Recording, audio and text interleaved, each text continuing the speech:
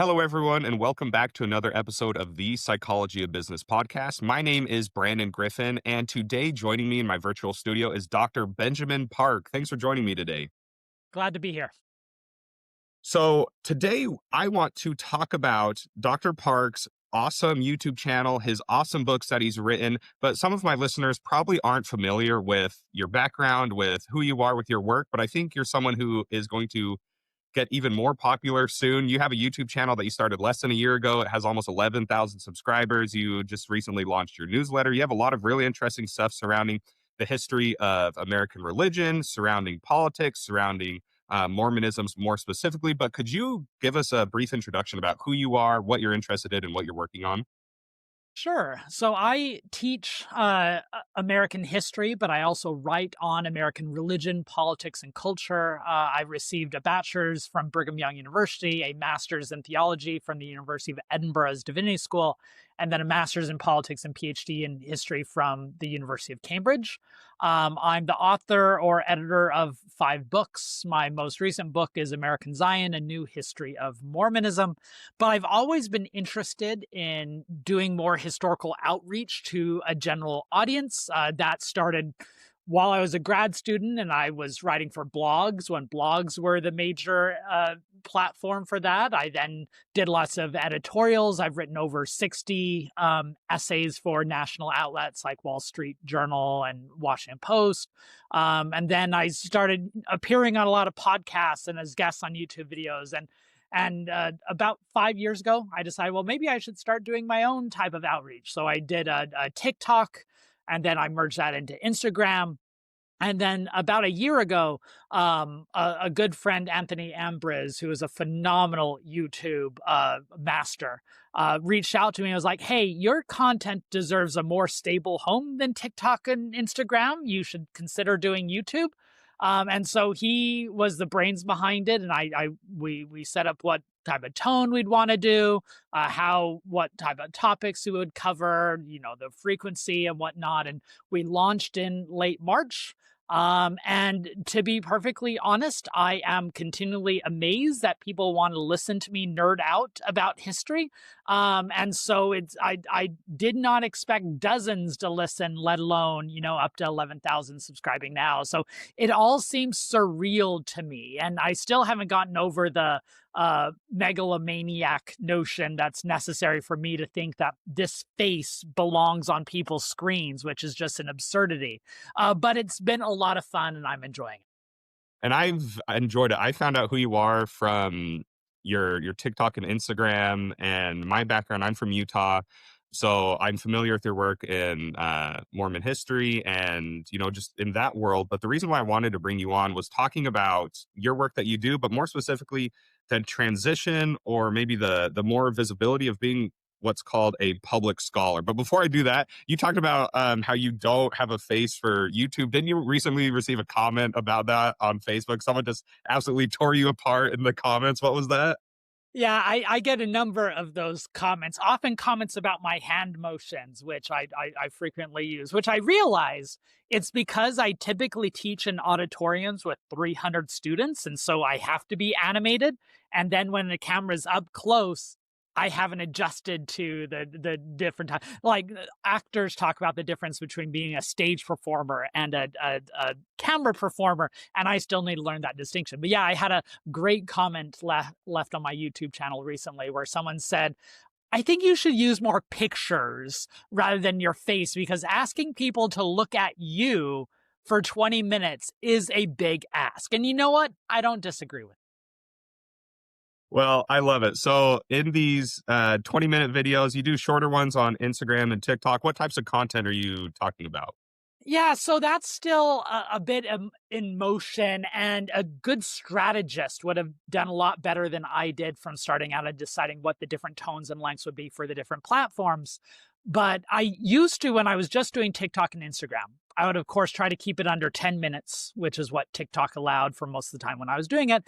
And then I had to start cutting it under 3 minutes once Instagram made its change earlier this year to where they don't share reels over 3 minutes on people's For You pages.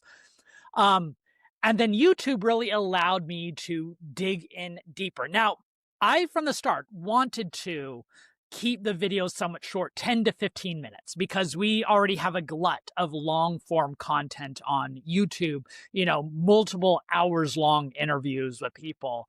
And I thought my entry into the field, the niche that I could provide is, the shorter of 10 to 20 minutes. But I've started creeping out further than that because it turns out I have a lot to say. I mean, I usually have to bribe students to come listen to me by, dangling grades in front of them. And the fact that people are willingly tuning into me maybe stokes my ego a bit. So, like, my video that went up today was 53 minutes long, but that included interviews with other scholars. And so there's kind of some justification for it. But I really try to keep on very, very short content on TikTok and Instagram, usually 3 minutes or less. And then longer content on YouTube where people can hopefully watch at 2 times speed, but actually dig into the material a bit more. I mean, my philosophy is not just to meet the criteria of these different platforms, but try to reach an audience where they are.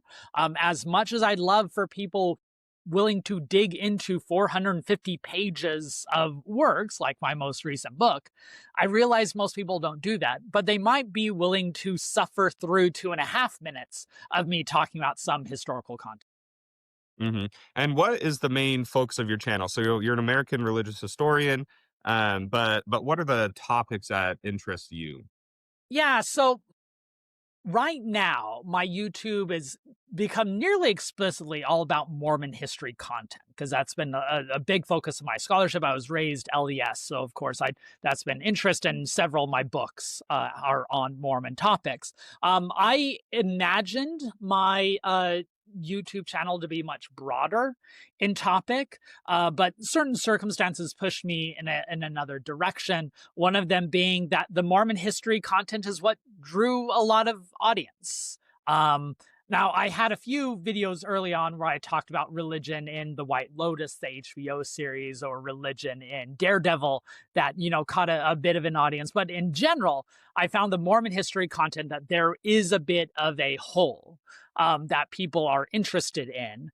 And so I could keep a common tone across those. And then institutional, political, state issues have made it so there are some topics are a bit safer than others. And so I just decided that, at least for right now, my channel is going to be very focused on Mormon history, primarily because that's what the people seem interested in, at least hmm from me. Yeah, and let's talk about that transition from, you are an associate professor at Sam Houston State University. You're in a respected position, but you're also publishing this YouTube content. Do you feel like there are any professional risks, or do you feel like that's you know difficult based on the position you're in? Yeah, there's tons of institutional risks. I don't, even though like my academic guild, the American Historical Association, is pushing for departments and universities to consider public outreach as a real form of scholarship. The reality is that that's not the case. And so I went into this knowing that the stuff I do on YouTube probably counts more as service on my academic resume than than my scholarship. And so I'm only doing this because I feel like I'm still doing all my regular scholarships, right? I'm nearly finished with my next book that I hope to turn into my press by the end of January. And so I think the biggest risk is the cost of time, right? It's taking me away from other scholarship. And so I have to balance both that this is not regarded as the same as doing an academic article, with the fact that, look, I wrote this last year, I published an article that I'm very proud of in the Journal of the Civil War Era, one of the top journals of its field, on Theodore Parker, this abolitionist minister I've been working on. This is an article that I put a decade of labor into. It's probably going to be read by a couple hundred people. And balancing that with a video that I posted on Wednesday this last week of the week we're recording, where I talked about latest survey numbers of Mormon affiliation and how that fluctuates over time and what it has meant to the religious tradition and what it tells us about the broader American society growing increasingly disinclined to associate with the religious institution. And that was watched 11,000 by 11,000 people. So there's both a recognizing the costs, but also the benefits of these different platforms. Hmm. And I interviewed an accounting professor, and he called this pinballing, where he spends a lot of time publishing in these formal academic outlets, and then you do an editorial for some outlet, New York Times or Wall Street Journal, and then you have your social media content. So even though you spend 10 years of your life, if you watch your videos, you're often walking on a trail or something, and you're just talking. And I think you're able to do these videos because you've spent a decade talking or studying and writing about a very specific topic. So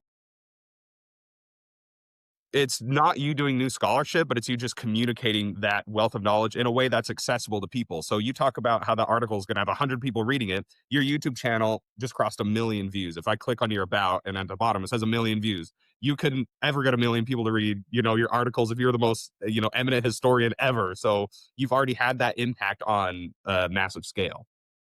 Yeah, and that's something that don't take for granted. And I often tell people that sometimes I'll be invited to give a lecture at a various university, and the costs that go into flying me to a university, putting me up in a hotel, the stipend that goes along with it, the meals that are involved, and then I end up lecturing. When it's a well attended lecture, 80 people show up versus me, giving a similar presentation online. And granted, there are nearly not enough stakes or not as many stakes. It doesn't have as much lasting power, but it's seen by these thousands of people. Now that's disproportionate, and it's also not fair, right? The work that does not get read by as many people, that's much more solid work. That's much more important, and will probably have a much lasting legacy. But when I do my walk and talk videos, which I do on TikTok, Instagram, and Facebook, the only reason, as you said, I can do those is because you're just seeing the tip of an iceberg there, right? You're just seeing the 2.5 minutes of me walking and chatting about a particular historical topic. You don't see the years of labor underneath that, not just of me reading all this material, but the many scholars who put in hours into archives and wrote detailed, sophisticated articles that I'm merely just trying to synthesize. And so I think there is a degree of inequality there, right? That only the very tip of that iceberg gets viewed, because there's so much work that goes behind that sadly doesn't get as much attention, which I'm at least trying to, help a little bit with these videos. And that's something that I'm trying to do. I actually started my channel in the middle of my dissertation. It was during COVID. I was at home, and academics is awesome, but it moves slow. And I just felt like I could get more traction and share the really interesting stuff I was researching and, all these articles I was reading in a more public and immediate place. So maybe that's to fill my instant sense of gratification, but it allowed me to feel that impact while also doing that traditional scholarly work that takes a lot more time. So I completely understand, but you're doing it on a scale that, is growing exponentially. It's something very interesting.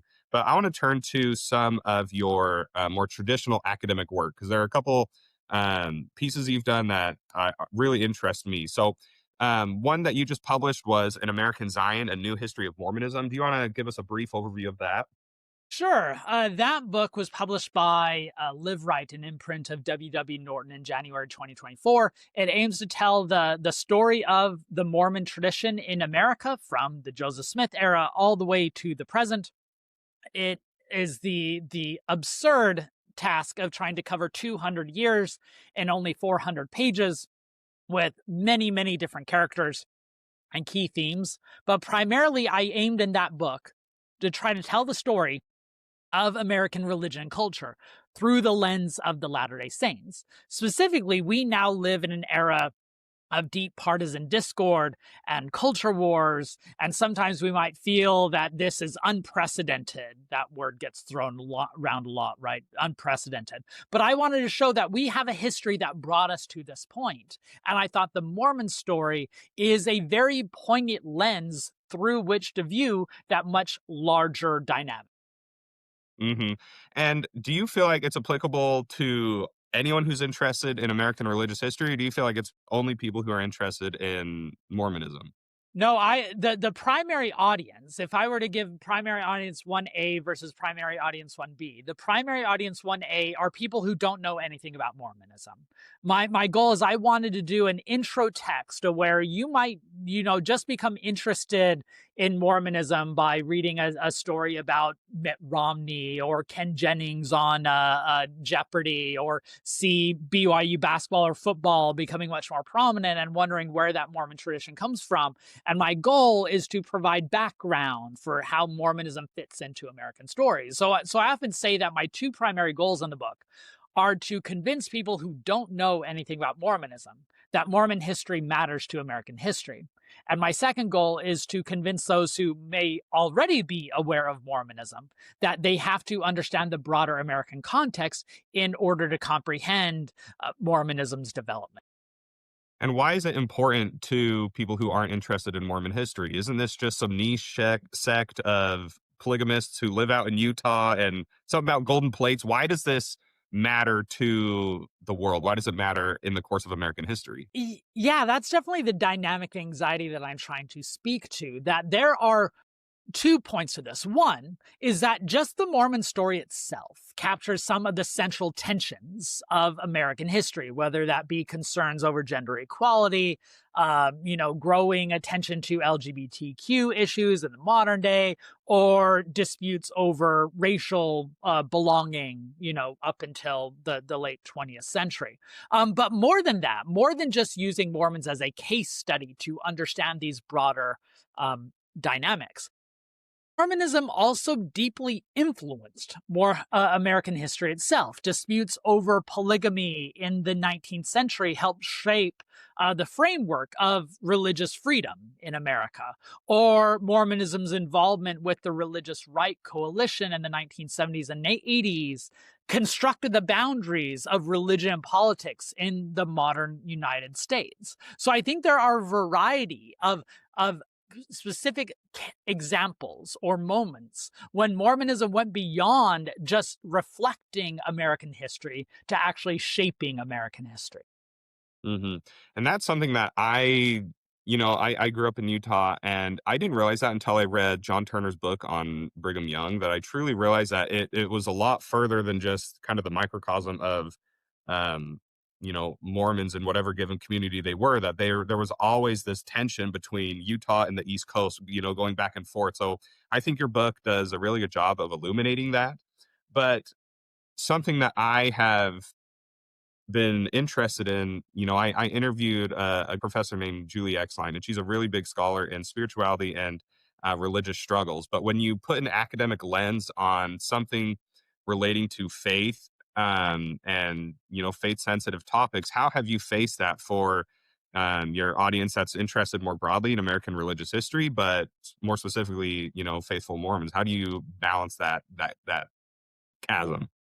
Yeah, I often face two simultaneous yet very contradictory obstacles. On the one hand, I have to convince many Americans who are quite skeptical about religion in general and Mormonism in particular that this religious faith is a lot more complicated than you might assume. That it's not just a simplistic two-dimensional story that you often see when you read the comment sections of YouTube videos or online newspaper stories.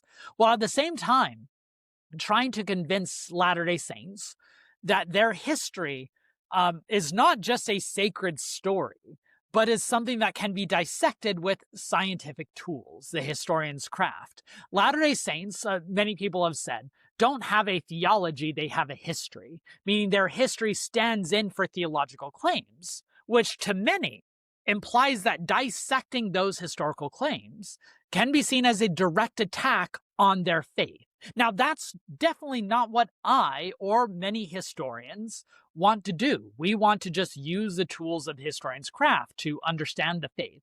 And there's a double-edged sword that comes with this. On the one side, it's definitely clear that you are trotting on sacred terrain for many faithful Latter-day Saints. And so there are always going to be accusations of being critics or anti-Mormon or revisionist. things that, of course, are only exponentially escalated in today's partisan age. But the other edge of that sword is the positive is that people care about this history. I speak at academic conferences all the time when, you go into a session and there are only a dozen people, if you're lucky, attending. If you go to the Mormon History Association annual conference, those sessions get that conference, the Mormon History Association conference, will get over 600, 700 people showing up, and all the panels are filled with people wanting to learn more. And so, yeah, it's easy to focus on the downsides of people who see your history as a threat, but I often prefer to look at the positives of people who see your work as important, in part because it's connected to these truth claims. Hmm. And I think institutionally, from the perspective of the Church of Jesus Christ of Latter-day Saints, from the 1970s onward, they've really embraced that. Could you talk a little bit about how institutionally, but then also maybe at BYU, how do they, handle their history and using the academic tools of scholarship within within the discipline?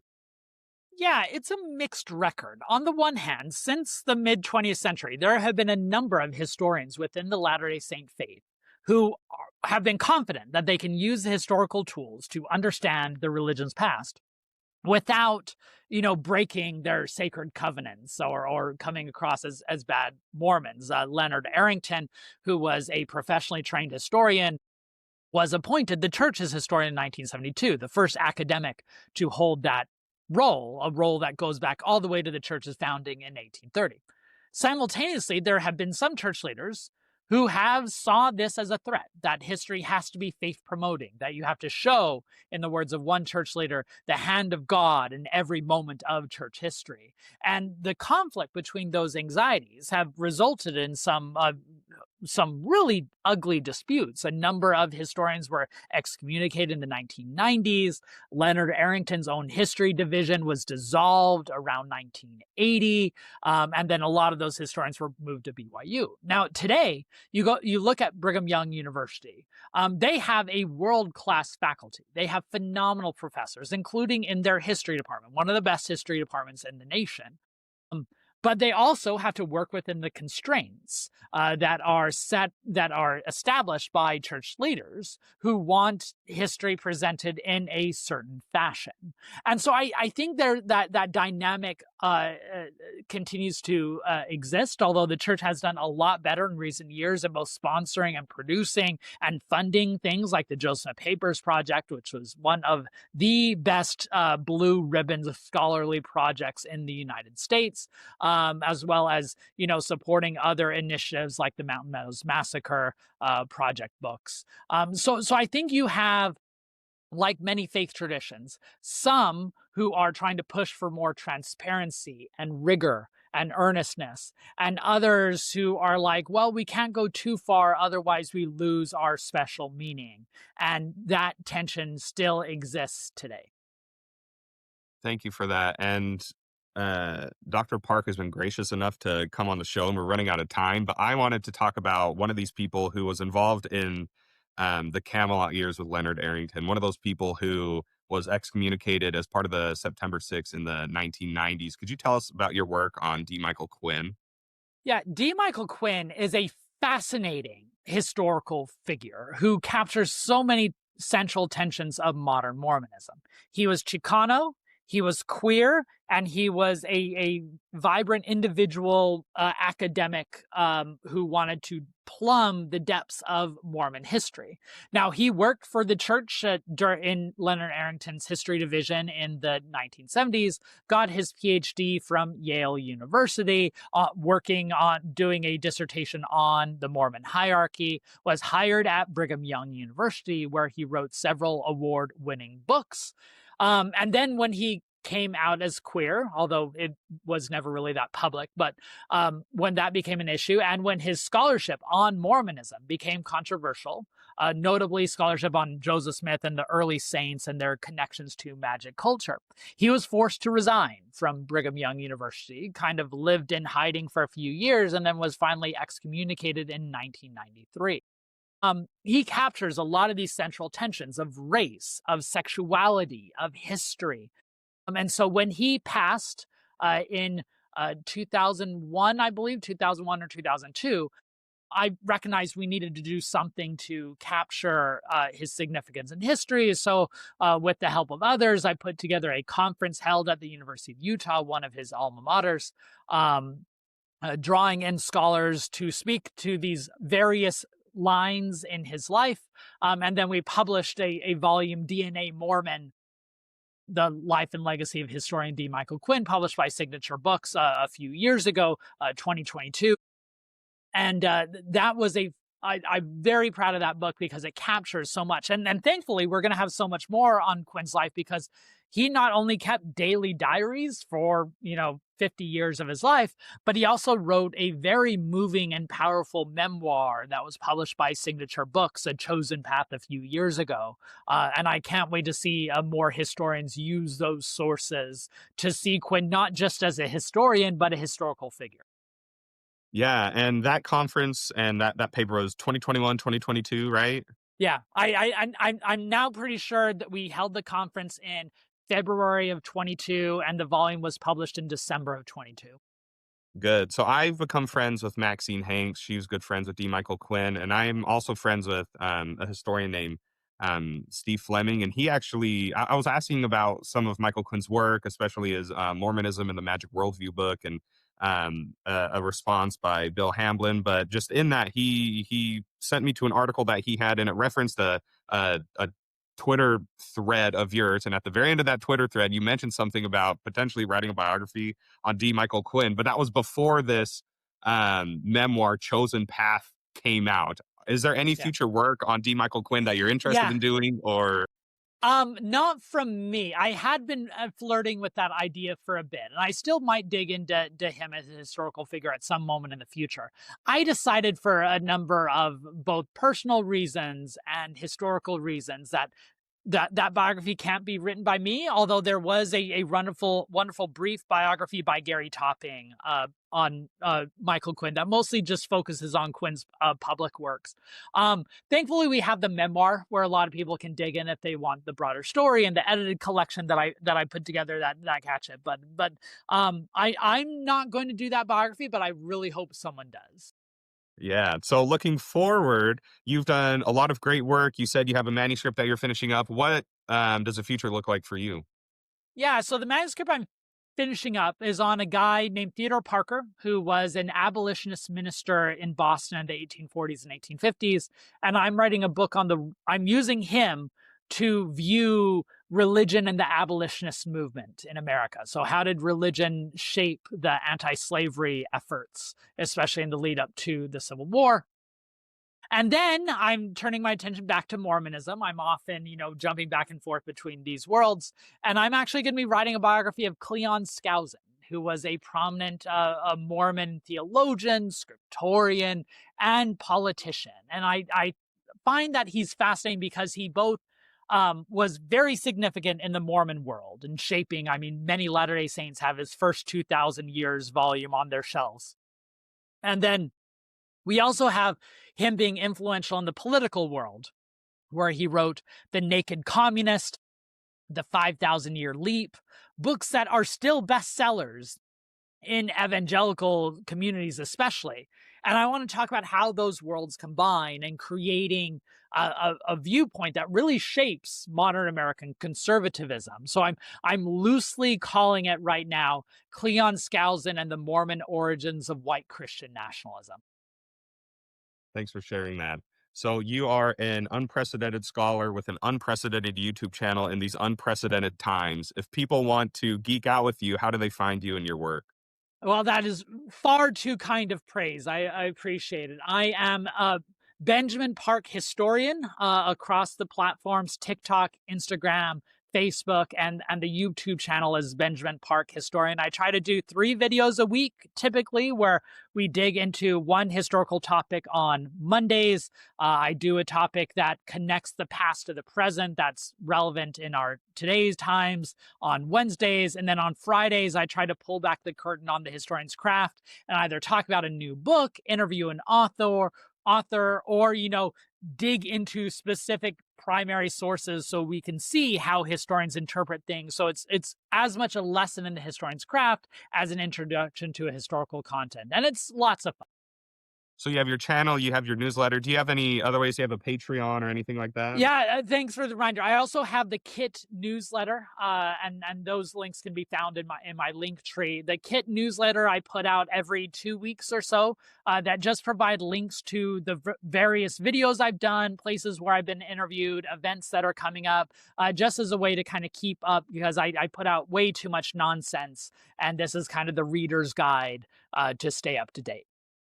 All right. Well, thanks so much for coming on. Tell us about your public scholarship, but also your work on Mormonism and D. Michael Quinn and all the other fun stuff you're looking at. My pleasure. It's been a great conversation. And everyone, thank you very much for tuning in. Make sure you go check out Dr. Benjamin Park, historian in these unprecedented times. So thank you. You have a great day. Happy learning, and I'll see you next time.